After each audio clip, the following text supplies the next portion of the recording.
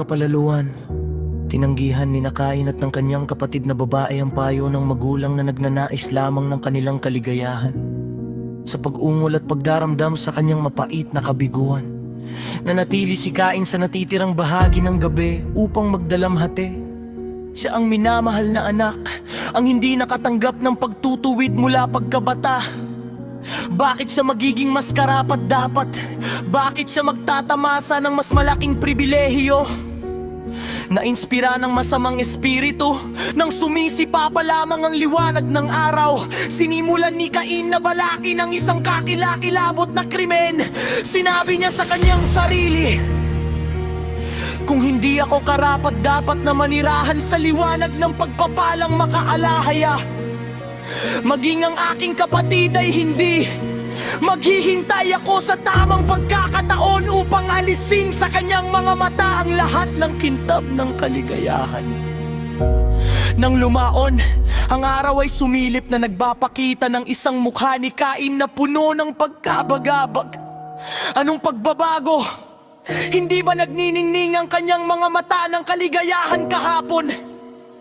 Lahat ng hukbo ng liwanag ay nabahala sa kaawa-awang kalagayan ni Cain.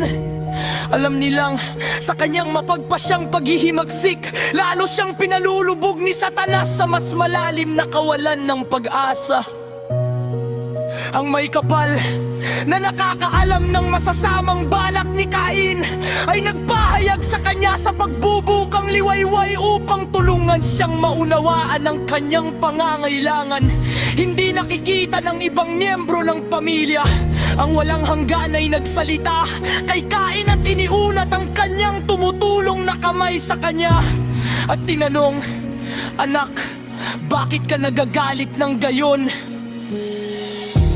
Bilang tugon, itinuro ni Cain ang dambanang natatakpan ng mga bulaklak at prutas at sumagot, "Nasasaktan ako sapagkat hindi mo tinanggap ang alay na ito na iniandog ko ng buong katapatan."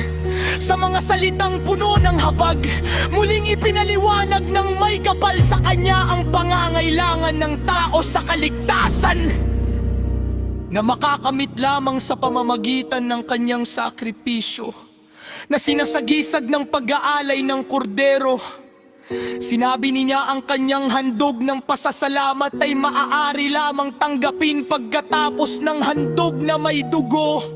Hindi sumang-ayon sa mga salita ng walang hanggan, sinikap ni Cain na magpaliwanag. Ngunit ang kanyang mga salita na naghahayag ng matinding hinanakit ng nasugatang kapalaluan ay sa wakas ay naputol ng huling payo ni Yahweh na nagbigay sa kanya ng isang natatanging pagkakataon upang makawala sa kanyang pagkaalipin sa espiritu. Isang landas lamang, Cain, ang siyang landas ng sakripisyo.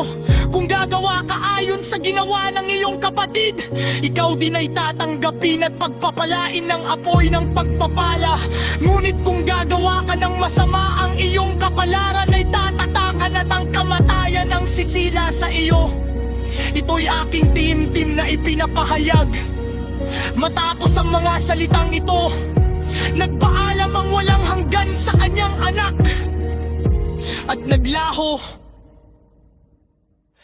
Kasaysayan ng Sanlibutan, Kabanata EX. Ang mga salita ng walang hanggan ay naglagay kay Cain sa pinakamalubay na paglalaban sa loob ng kanyang sarili sa isang panig. Si Satanas at ang kanyang mga hukbo ay nagsikap na panatilihin siya sa kanyang pagkaalipin.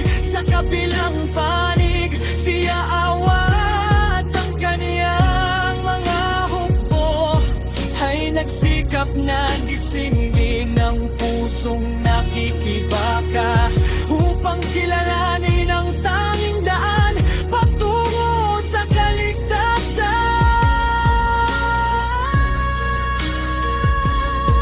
Si Cain, hindi mapalagay sa kanyang mga pag-iisip at pinahihirapan ng bigat ng responsibilidad na nakapatong sa kanya. sapagkat ang kanyang mga hakbang ay susundan ng marami pang iba. Ay kung minsan ay naiisip na sumuko at kumuha ng isang kordero para sa kanyang sarili. Ngunit ang pag-iisip na iyon ay agad na pinalayas. Pinalitan ng isa pang puno ng puot at paghihiganti.